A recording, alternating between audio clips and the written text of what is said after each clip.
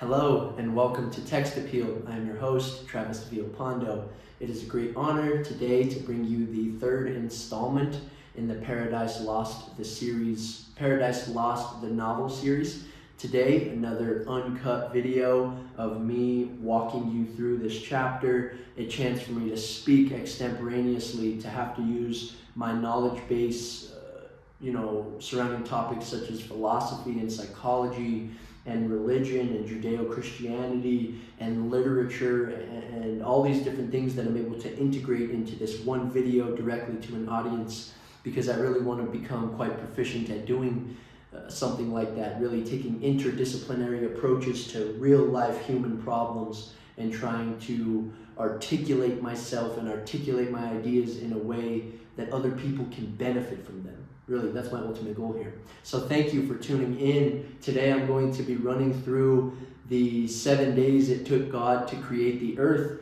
And so to get into this episode, I first want to set the stage by remembering what happened at the end of episode 2. So at the end of episode 2, or at the end of chapter 2, the Battle of Angels, we saw that the grand divinity of the Son of God drives out the rebel angels, and they are now going to be called the fallen angels. And that is because they jumped out of heaven as they were so terrified of the Son of God's power there at the end of chapter 2. So chapter 3 is going to be titled Creation. And what we see here in chapter 3 is God creating the earth. And so God has this moment of reflection, and I'll open it up with the quote directly on my notes here.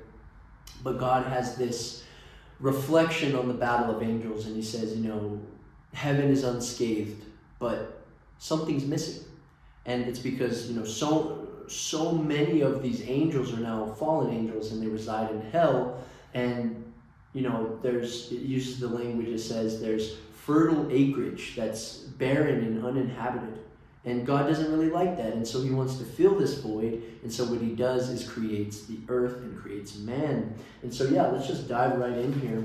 For my study materials today, I have the Holy Bible, New International Version. I have here Dennis Prager's commentary on Genesis titled God, Creation, and Destruction. This is a part of his The Rational Bible series. I highly recommend that anybody that is interested in the Bible, or the Old Testament, as it is named by Christians, and most people would refer to it as the Old Testament. Of course, Jewish people call it the Torah.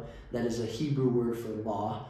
That's just a little bit of commentary on the Bible and the difference between maybe a or what I mean by Judeo-Christianity, right? Why do I say that all the time? Well, of course, because Christianity comes out of the original Jewish tradition, as far as I understand it, and Jesus Christ himself comes from a long line of Israelites, right? Those are Jewish people, and Israel, of course, means we who wrestle with God. And before I get going, might as well, because it just popped into my head, a lot of inspiration for this episode and studying I've been doing is, of course, studying Dr. Jordan B. Peterson and his work, and he's about to come out with a new book called We Who Wrestle with God. And I was actually watching his newest episode on the Joe Rogan Experience podcast, and I just highly recommend you go and watch it if you're interested in anything that I have to say. Really, his exploration of the Bible, of the Old Testament, and his ability to articulate these messages that are kind of, sometimes hard to get a grasp on, like something like the Abrahamic story, which he details quite well in this newest episode of the Joe Rogan Experience. So that's just me really showing gratitude to Dr. Peterson, and he has helped me understand these stories in ways that probably were not possible if not for his guidance. I'm going to kind of follow in Dr. Peterson's footsteps, and I think Dr. Peterson would say that he's following that call to adventure. He wrestles with his conscience. What is his duty? What is his purpose in this world? And he would say that is reflected in something like the Abrahamic tale. And so he's following the Abrahamic story, the story of Abraham, and his adventure for his life. And Abraham is, complying with God, and he's walking with God. And so what does that all mean, right? And so today we're going to maybe understand one more piece of this, complicated and intricate Judeo-Christian puzzle. And I hope that I can put a few things into perspective for you. And as a modern person, I like to use this kind of metaphor that I've come up, this kind of analogy for what we really should do. And what we really should do as explorers of the modern world is use the shield of ancient traditions and texts. And me personally, I'm quite interested in Judeo-Christian principles as a shield, right? But we should also use modern science as a sword, where we're kind of cutting through some of the nonsense of some of these traditions, right? Some of these dogmatic approaches to religion, where you could actually end up doing quite a lot of harm as a religious person because you don't know the full picture and you don't understand how we come to know morality, and you kind of dismiss a scientific understanding of the creation of the universe just out of pure dogmatic blind belief in this.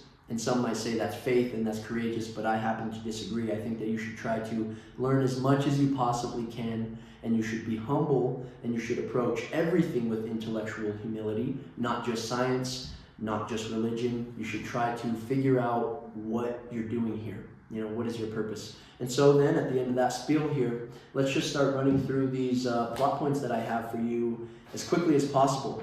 There's plenty to be said about each day that it takes God to create the earth, and each day is capped off with God reflecting that his creation is good. And it says in the Bible, and then there was the morning and the evening, and that was the first day, the second day, the third day, and so on.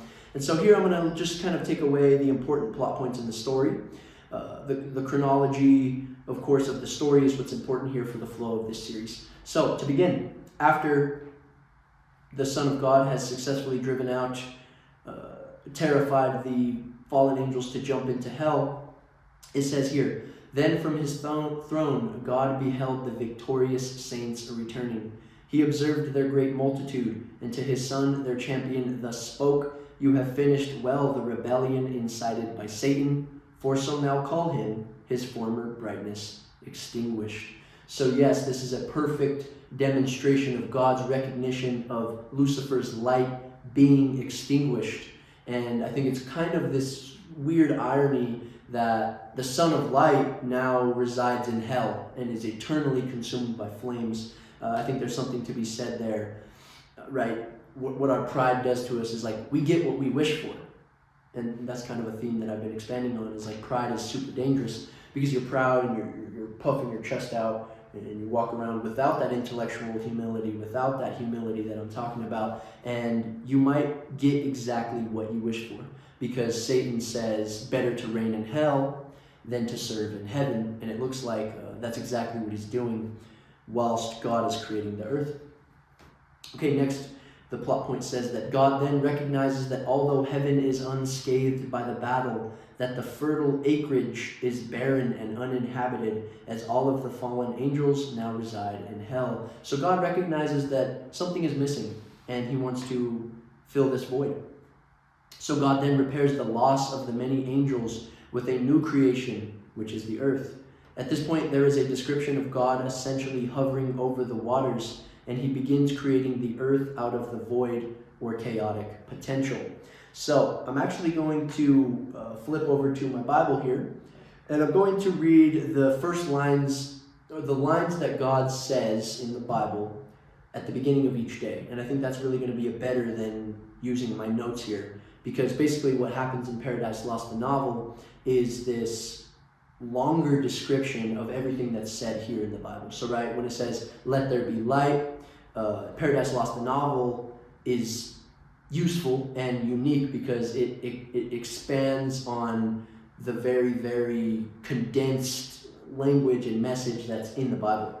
And so it kind of it articulates each day a little bit more, right? What God was doing when he says, "Let there be light." But really, I'm going to actually switch over to my Bible here, because this is ultimately a Bible study as much as it's a Paradise Lost novel series. Okay, so I'm going to run through all 7 days real quickly with my Bible, and then I'm going to get back to commentating on each day with my notes here, and then I'll cap it off. Okay, so On the first day, God said, "Let there be light," and there was light. God saw that the light was good, and he separated the light from the darkness. God called the light day, and the darkness he called night. And there was evening, and there was morning, the first day. So, the first thing God does in creating the earth is separate light from darkness. And I think that's really important to understand the psychological message here and the real message that's being told to human beings by this text. Now, it's up for debate if this is a book that is, a library of books that is directly inspired by the one true God, right? The God of the Hebrews, Yahweh, or Elohim. And it's up for debate if Jesus is an actual historical person from a literal perspective. If you're interested in kind of having appreciation for Christianity and religion, but also still not abandoning your scientific mind, you might be interested in Alex O'Connor. Alex O'Connor has a degree in philosophy and in theology, and he is amazing in his articulation of his belief and his skepticism of accepting dogmatic beliefs in Judeo-Christianity, but he still has a deep respect for them. Okay, so what is God doing when he's separating the light from darkness? Well, you think about this psychologically. What are you doing as a human being that will come to find later that is made in this image of God, according to this text? What are you doing when you are going into unknown territory and then making it known territory? Well, you could think of it as when you learn a new skill, or when you are told a new idea and it clicks in your head. We often think of that as like a light bulb. Like, oh, a light bulb goes off in my head.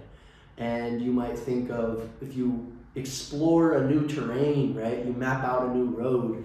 What you're doing is illuminating the darkness that was in your psyche. You didn't even know it because it's the unknown, right? It's that which we don't know. And then when you go experience new things or learn new things, well, then that darkness is now illuminated and replaced by a separation from light from darkness. And that's a really important thing in Judeo-Christianity to understand, as well as Taoism. But, of course, this is a Judeo-Christian study here. All right, so moving on. So I just want to emphasize light from darkness. That's something that we do. That's something that had to have happened at some point in the universe, right? If there, even following the Big Bang, there was this nothingness, which is like impossible to even conceive an image of nothingness, because once you conceive an image, you violated what is being asked of you, right? So there's nothingness, and then there's somethingness. And so there's, of course, a separation from that darkness. At least that's how we conceptualize nothingness, is through darkness. And then there's, of course, light. So this is something that actually did happen in our universe, no matter what way you really slice it. And then God said on the second day, "Let there be a vault between the waters to separate water from water." Now, I've heard the term firmament used a lot in place of vault here, and I like the term firmament a little bit more. But on the second day, what God does is he separates the waters from the water. And so then that implies that before the earth had this separation of sky and clouds in the sky, and then the water that rests on the ground or rushes on the ground, such as oceans, lakes, rivers, etc., that there was a point where it was all water that could not be distinguished from other water. So what God did here in the creation of the earth was separate the waters above and the waters below with the firmament, or the sky. And I don't have too much to say about all of this. I really want this to be, if it's your introduction to Genesis, amazing, but I want you to do a little bit of your own studying of, what these things mean, because they're just infinitely deep. Okay, and so then once again, he's separating things. He's separating the water from the water, the rain, the clouds from the oceans.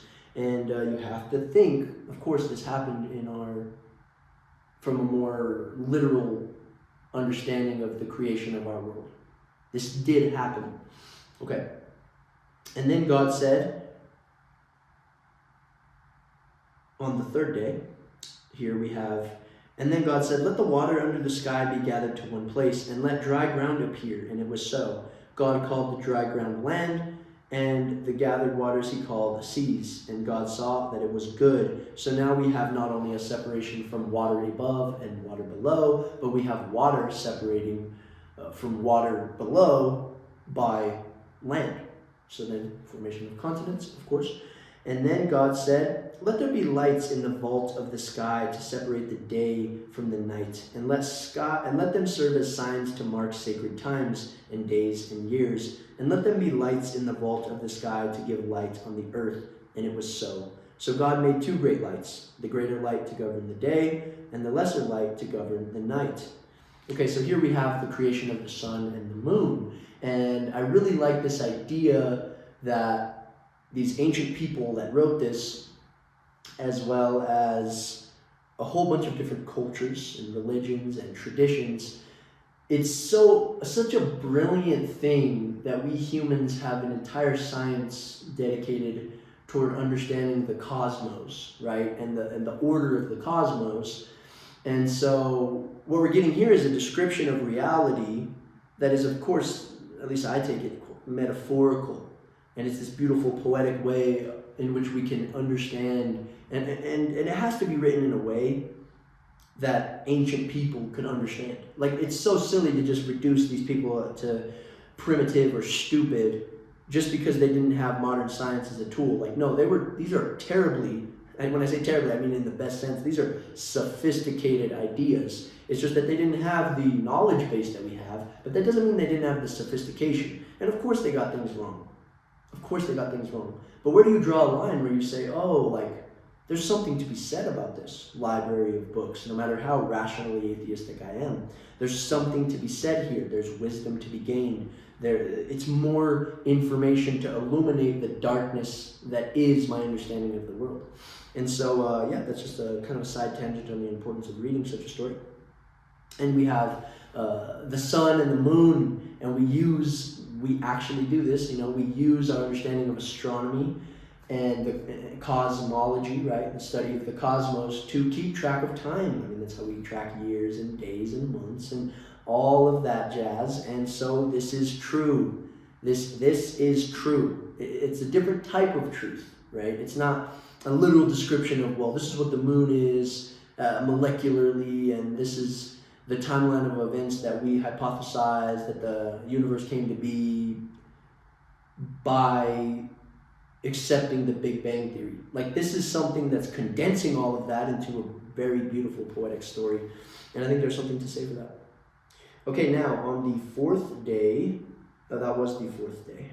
And so then on the fifth day, God says, let the water teem with living creatures, and let birds fly above the earth across the vault of the sky. So God created the great creatures of the sea and every living thing with which the water teems, and that moves about in it according to their kinds, and every winged bird according to its kind.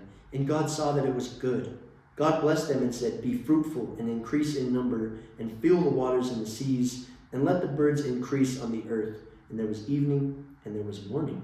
So once again, I think that one observation I've made in reading this that's kind of just separate from anything else I've ever heard, but also inspired by other things I've heard, I guess.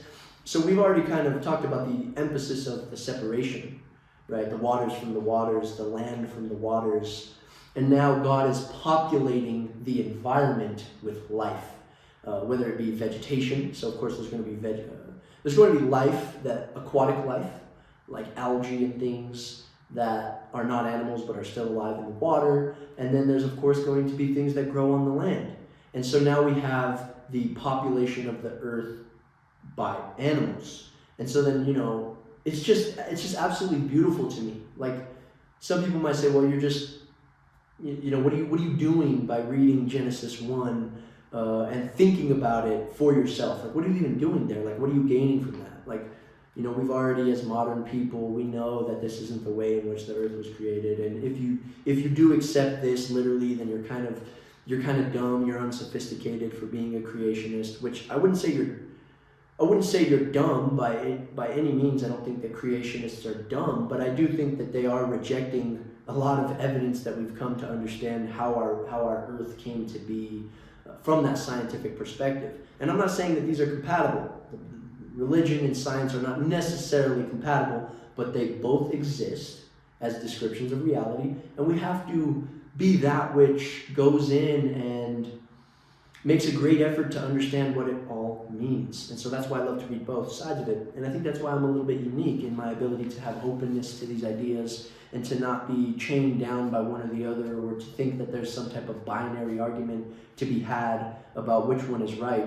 I think that there's information, and I think that we are scavengers, foragers of information, and the more information I have about this life and myself and life in general, I think the better. And that's a lot of that is inspired by what I've read here and of my understanding of what the scientific endeavor even is, right? It's this investigation of the natural world set against what we ought to do about it. The famous is-ought distinction is something that we have to grapple with all the time. And it's okay to be uninformed, at least to the degree that you are orienting yourself toward a more deeper and proper understanding, and you're giving a genuine effort to try to understand what it all means and then act that out. Really, that's really a belief I hold near and dear. Okay, so now let's look at the 6th day. And God said, "Let the land produce living creatures according to their kinds." The livestock, the creatures that move along the ground, and the wild animals, each according to its kind. And it was so. God made the wild animals according to their kinds, the livestock according to their kinds, and all the creatures that move along the ground according to their kinds. And God saw that it was good. So this is on the 6th day. This is the beginning of the 6th day. And then it says, "Let us make mankind in our image, in our likeness, so that they may rule over the fish in the sea and the birds in the sky, over the livestock and all the wild animals, and over all the creatures that move along the ground." So God created mankind in his own image. In the image of God he created them, male and female he created them. And God said to them, blessed them, and said to them, "Be fruitful, increase in number, fill the earth and subdue it. Rule over the fish in the sea and the birds in the sky, and over every living creature that moves on the ground. I give you every seed-bearing plant on the face of the whole earth, and every tree that has fruit with seed in it. They will be yours for food. And to all the beasts of the earth, and all the birds in the sky, and all the creatures that move along the ground, everything that has the breath of life in it, I give every green plant for food." And it was so. God saw all that he had made, and it was very good. And there was evening, and there was morning, the 6th day. And, I really want to kind of take a moment to expand on my understanding of what it means to be created in the image of God here before I talk about the 7th day. Okay, so what could it possibly mean that we have this story where we see God creating the earth and separating light from dark, water from water, land from water, populating what he's created, this environment he's created with life and animals. And there's this beautiful harmony of life and of environment, right? Of the earth itself as a place to be inhabited, and then the creatures that inhabit it. And then at the end, on the 6th day, he creates man. And it says here, let us create man in our image. You might say, well, what does that possibly mean? What does that possibly mean, right? But as far as I understand what it could mean, and what I believe it means, is that man is kind of like this microcosm of God.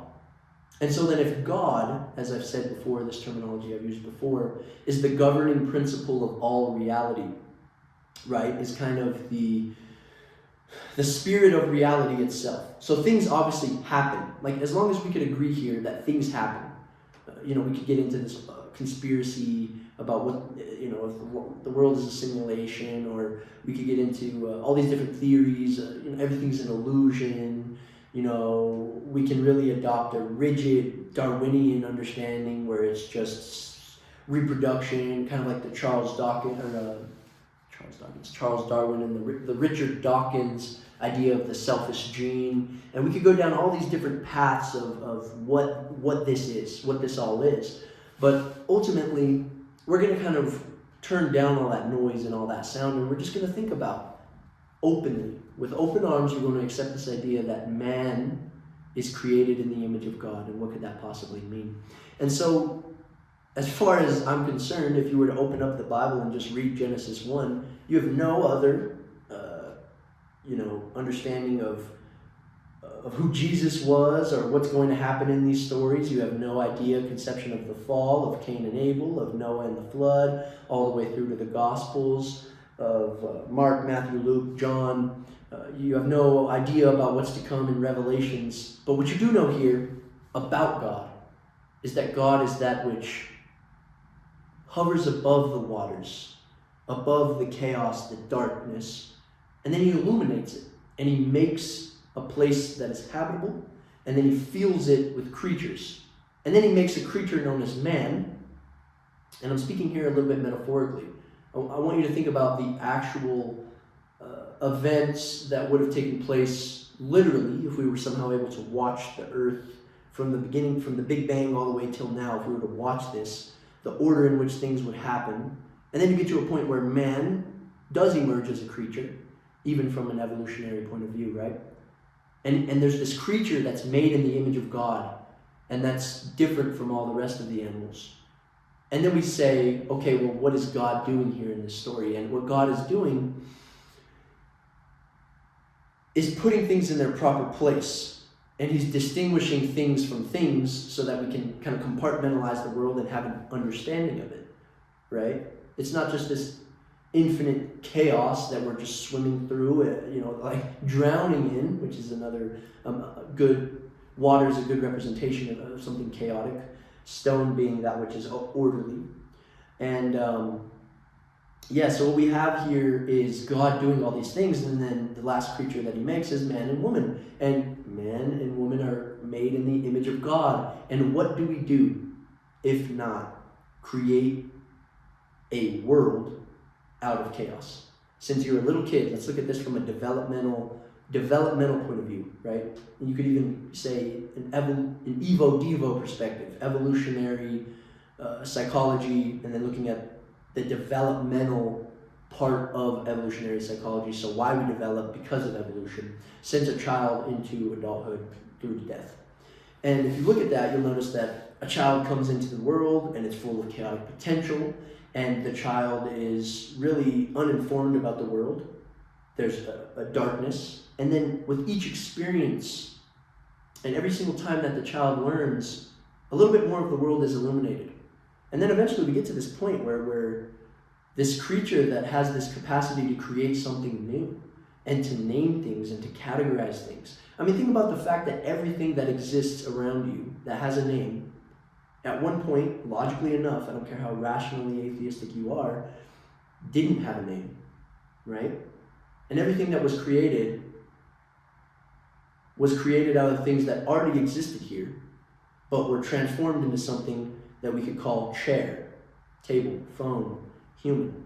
And so the way in which we perceive the world oftentimes is through our language. And that's why it's important, obviously, to teach our children with every new generation language and the traditions in which our world is founded on and built upon, so that they could make sense of the world. And so God is that which creates the world and makes it sensible and habitable. And then man is created in the image of God and is that which rules over nature, which do we not farm, right? Do we not do agriculture? Do we not create technology? Do we not, to some degree, hold dominion over the other animals of the earth? And now I'm not saying that this is not a matter of what we should do and shouldn't do from a moral perspective. It is what we do, in fact, do. And oftentimes I think the Bible is hard pill for people to swallow, modern people, especially, you might call them compassionate or empathetic people that have this idea that human beings are like this cancer on the earth, like we're this destructive force, and it's pretty shallow understanding of what a human being is, all things considered. Not to say that they're not partly correct, because we humans do ruin a lot of good things. And of course, the Bible details the sin of man very quickly, right? Right into Genesis 3, or Genesis 2 and 3. And with the fall of Adam and Eve, which maybe I'll get to in some other separate episode. Well, of course, Paradise Lost, the novel, I'm going to be elaborating on the fall. And so, at this point, I just want you to recognize that we are made in the image of God, because I have my notes here. I've been going off the cuff here. I'm actually quite happy about it. But I'm going to read here that after the sixth day, I took this note for after the sixth day. I put here that, let us now make man in our image, our counterpart, and let him rule over the fish and fowl of sea and air, beast of the field, and every living thing that creeps thereupon.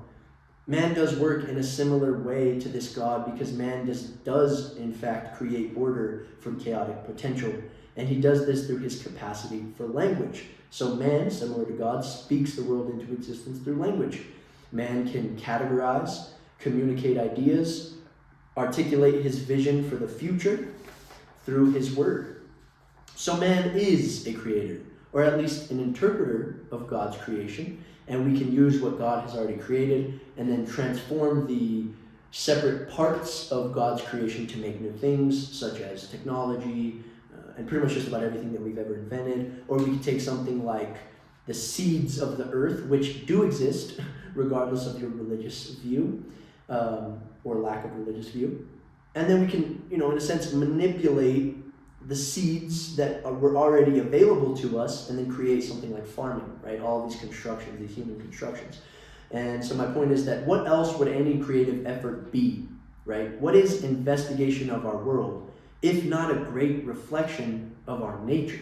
So whatever a human being is, whether we came about random chance, which seems kind of preposterous, but I suppose we can't just shut the door on that viewpoint either. Me being somebody who's open to all things and skeptical of all things at the same time. What are we if not that which acts in accordance to our nature, right? We're that which creates and investigates and learns and succeeds and fails and imagines and envisions and writes books and learns and reads and shares, and we're a social primate, and all of this stuff is so important. And I really want people to recognize that man is that which, this is the way I put it, man is that which observes, learns, imagines, creates, and acts in the world.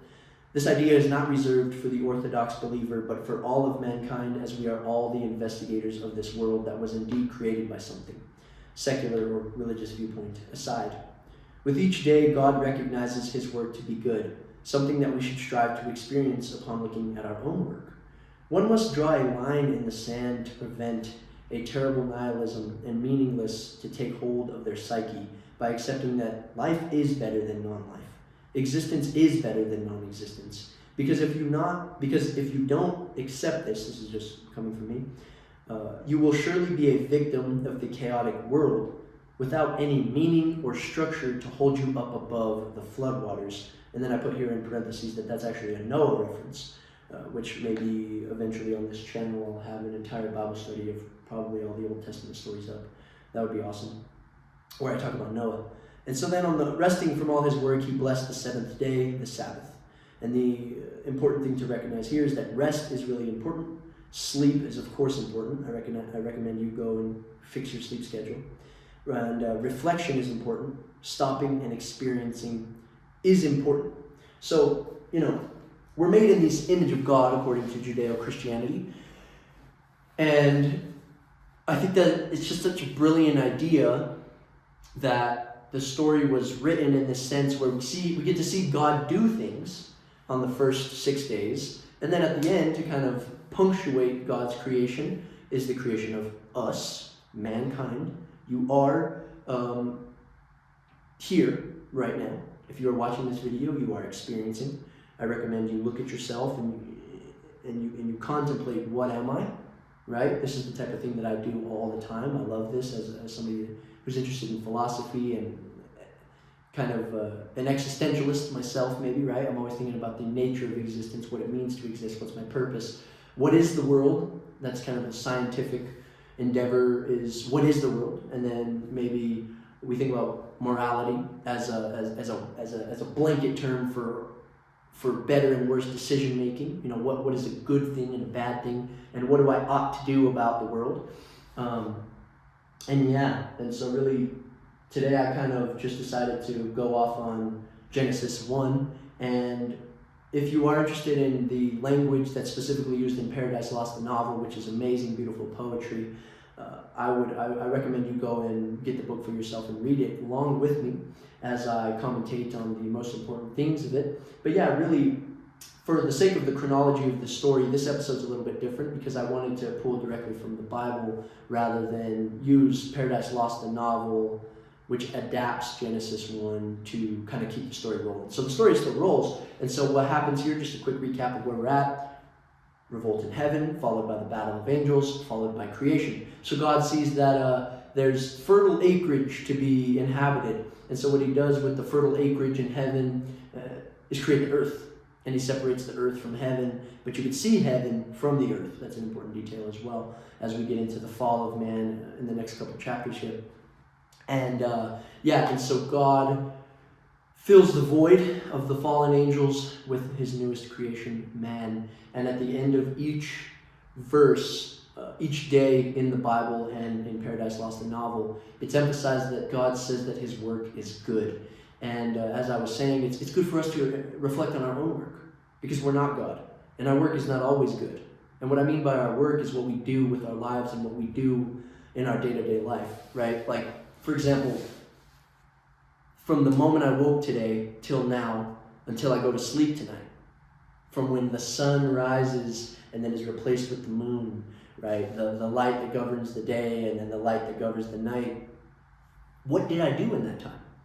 And it's not some type of easy thing that we could reduce down to like, did I achieve my to-do list, right? No, what I mean is, what are you up to? So find out what you're up to.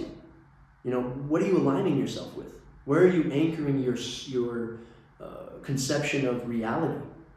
Are you somebody who's a rational materialist, right? Everything's the material world. Our psyche, our mind, our consciousness is this illusion that's manifested because of material structures, or is it the other way around? That would really be the difference between, I guess you might say, I believe you'd call that realism versus anti-realism, where the mind is the fundamental reality and then the mind creates the world, or is it the other way around? Are you a creationist? Really, I want you to find out what you are and who you are, and to not dismiss Judeo-Christianity just because it's kind of the trend. Something a lot of people like to do, and a lot of really smug people that think they have it all figured out like to do. And that's a little bit of a shot, I guess. But I think it's important to open yourself up to these ideas as well as scientific ideas. I'm not saying that there's this great reconciliation. I think that they're fundamentally incompatible.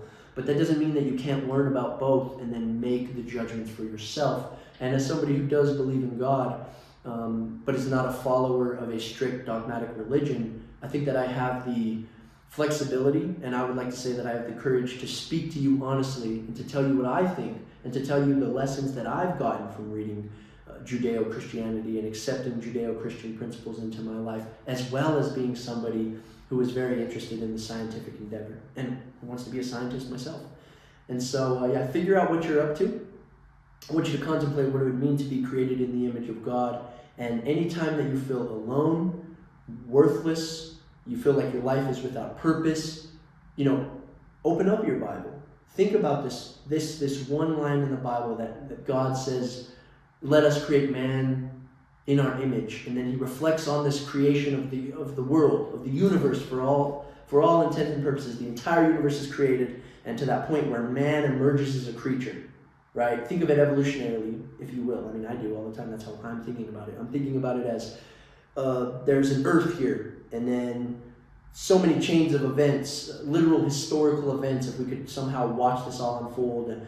There's water being separated from the water, clouds come to be, followed by animals populating the earth, and then we get to this emergence of this human creature.